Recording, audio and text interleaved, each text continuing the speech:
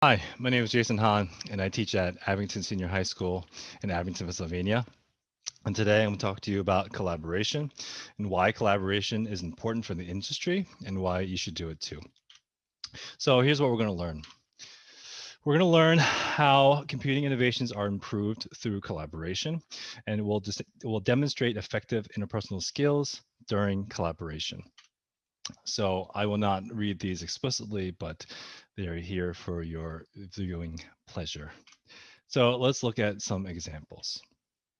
Now, I got the opportunity to visit Facebook a couple years ago, and a friend of mine, actually a coworker, his son was an intern at Facebook at the time, so he got me in. You can't just go in, by yourselves. But this is Building 22, and this is the model of Building 22 within it. So it's a little bit meta.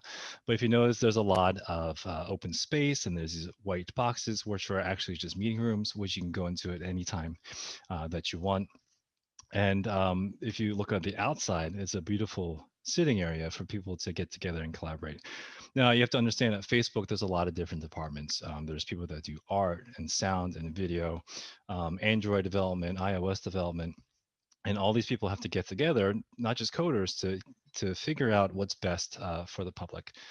And not only that, but Facebook also does own Instagram, they own WhatsApp, they own Oculus, many different entities that require so many moving parts. And together, what happens here is effective collaboration produces an innovation that reflects the diversity of talents and perspectives of those who designed it.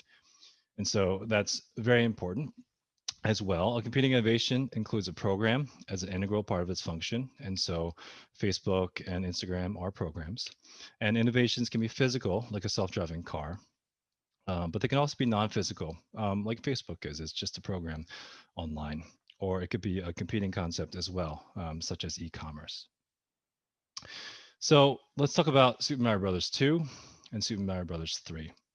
Now, Super Mario Brothers 2 originally was made by a man named Shigeru Miyamoto, which is like he's the Stan Lee of video games. So he created Mario and Samus and Link and Zelda and Kirby and like basically any Nintendo character that you know that's famous, he probably made it.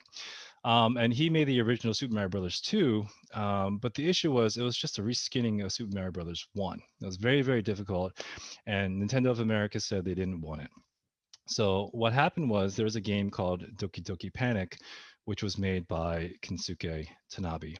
Now, Tanabe was on Miyamoto's team, and his original concept for Doki Doki Panic was a game where you go vertically through the level, and you had to work together with another partner to try to work your way up and finish the levels together.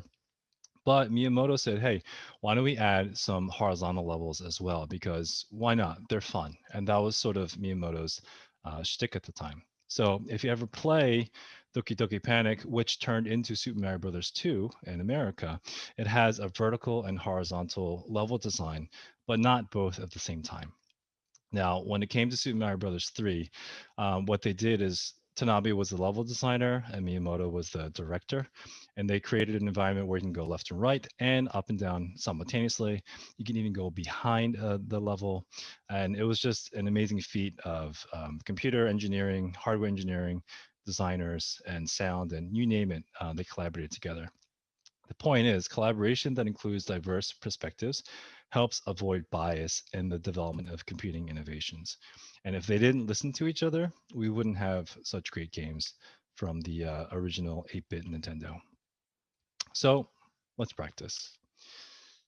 I'm going to have you read this here. I'm going to pause it. I'll read the question for you, though. What are the benefits of collaborating with your peers? So I'll pause here. And so the answer here is going to be B.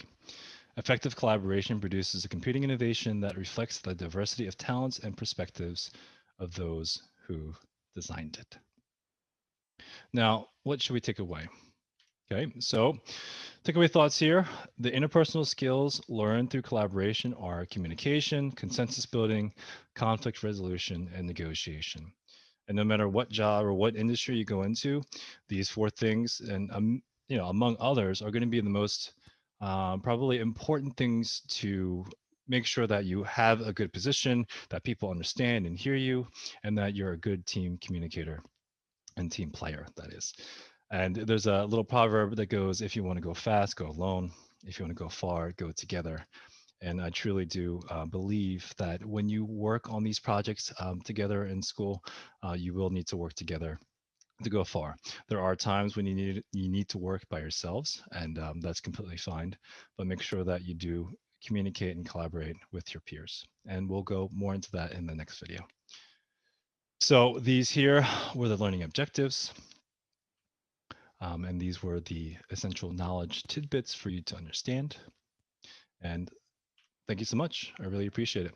And I'll see you in the next one.